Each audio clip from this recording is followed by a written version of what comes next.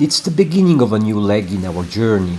We unwrap the vehicle in Tbilisi, are fascinated by fire pits and mud volcanoes, and, while cruising through the snowy land of the Azeris in Azerbaijan and north of Iran, we run some errands at the Grand Bazaar in Tabriz and visit another ancient settlement of troglodyte homes excavated inside volcanic rocks.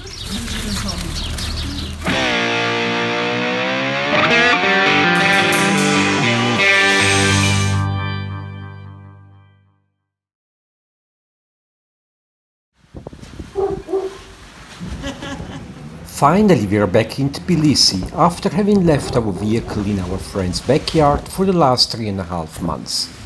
On a chilly and pretty windy day in March, we unwrapped the vehicle, liberating it from its winter hibernation.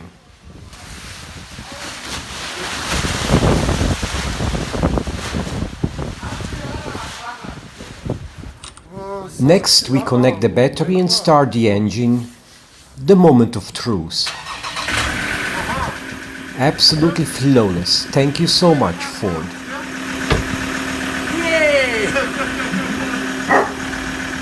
Sadly, it's time to say goodbye to our new friends and begin our next adventure through Central Asia.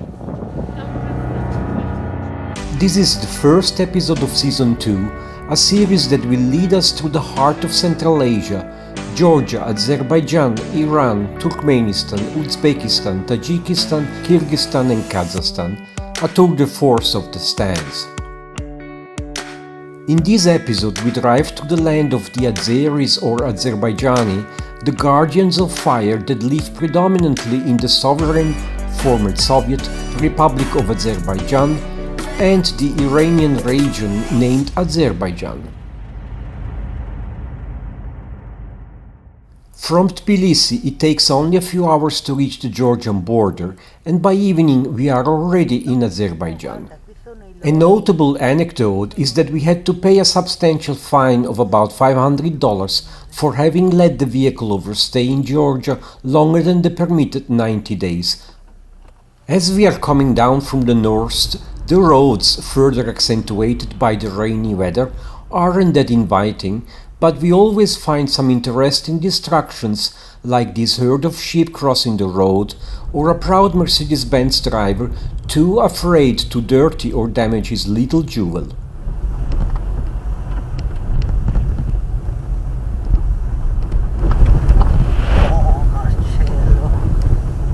This is what the outskirts of Baku look like, an amalgam of historical and modern architecture. Considered the birthplace of the petroleum industry, at the end of the 19th century half of the world oils was produced here, and most of the lavish buildings were erected during this prosperous period. Azerbaijan's resources were largely depleted in the 20th century under Soviet influence until 1991, when its independence paved the way to an economic boom. The modern buildings are stunning, like the iconic flame towers in the background, and are all fruit of the second oil boom. We have come a tad too early to witness the Baku Formula 1 Grand Prix. Preparation works are well underway though. The pit lane is almost ready for the teams to move in, and the grandstands await thousands of enthusiasts.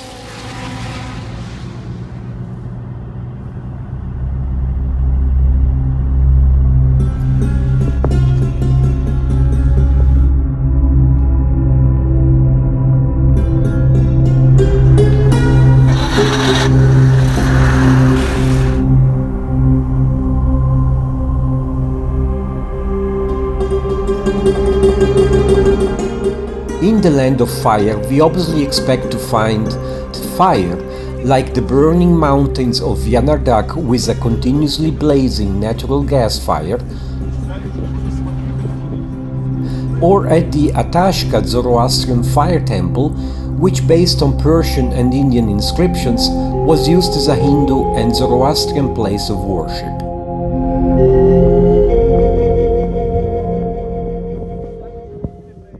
There are 800 mud volcanoes in the world, almost half of which are here in Azerbaijan. It was no question we needed to see them. We make a stop in Gobustan, a hill 70 kilometers south of Baku, where there is literally nothing else, just mud volcanoes.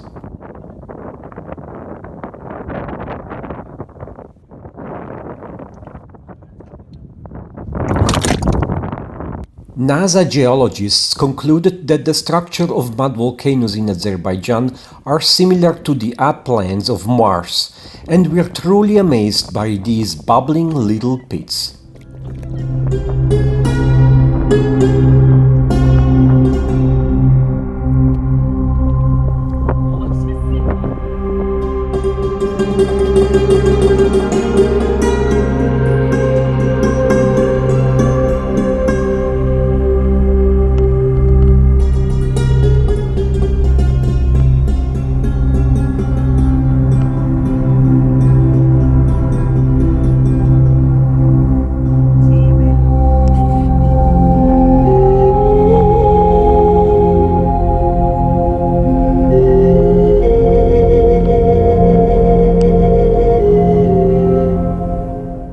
On our way towards Iran, we experienced the first real malfunction of our vehicle. On 2 occasions, in the middle of the road, the diesel engine just stops, and getting it to restart is an arduous task, almost completely depleting the starter battery. Despite cleaning the diesel filters and checking the fuel lines, I can't find the real cause of the issue. Further investigations with the diagnostic tools show an inexplicable low pressure in the fuel intake. This never happened again during our entire trip. I presume it was due to the relatively high atmospheric pressure caused by very low altitude. This area near the Caspian Sea is about 50 meters below sea level. Another interesting lesson learned. Meanwhile, we have crossed borders yet again. These are images from our second day in Iran, welcomed by snowstorms. Not really what we were expecting, but we know it only can get better. We find a secluded night camp at this abandoned lake resort amid freezing and windy conditions, but hey, we overlanders can take this and more.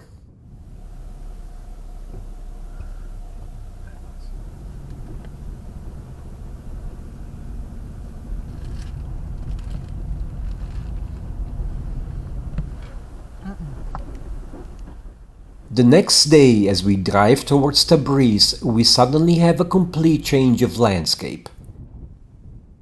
An amazing mountain chain appears, painted with hues of copper, red, green, orange and yellow. This is a work of art by Mother Nature. These painted mountains only exist in a few places on Earth. The Zangyi National Geopark in China, the Hornocal mountain range in Argentina, the Ausangate mountains in Peru, and here in Iran, close to Tabriz.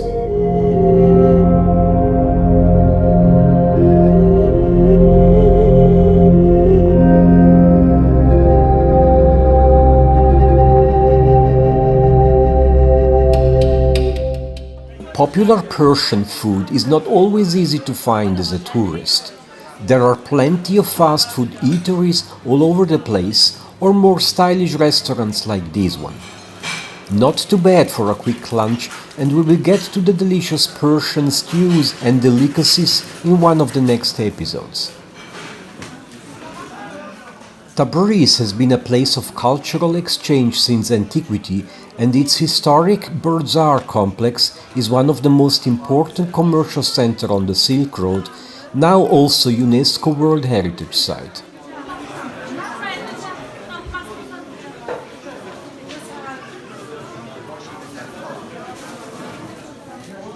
We couldn't have helped the timing.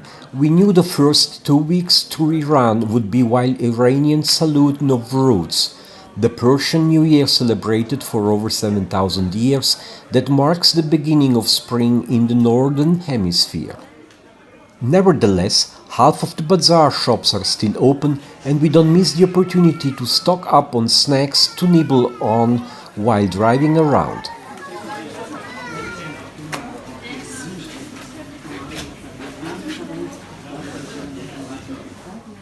This is also the ideal place to find black tea, called chai also in Farsi, which is a significant reflection of the Persian tradition and culture. It's more than just a simple beverage.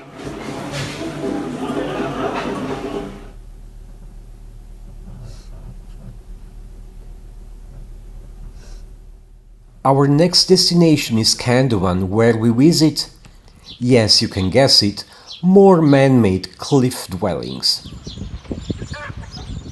The cone-shaped troglodyte homes excavated inside volcanic rock and tuffs similar to those in Cappadocia are locally called Karan and were formed by volcanic eruptions of the nearby Mount Sahand hundreds of years ago.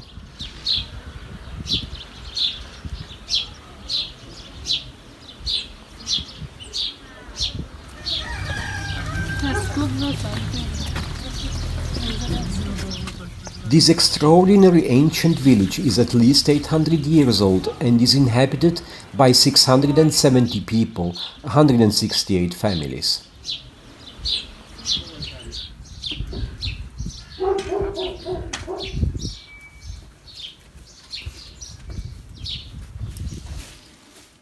What we found interesting is that it takes 10 months for 4 people to dig a room. Imagine the labor required to carve this entire village.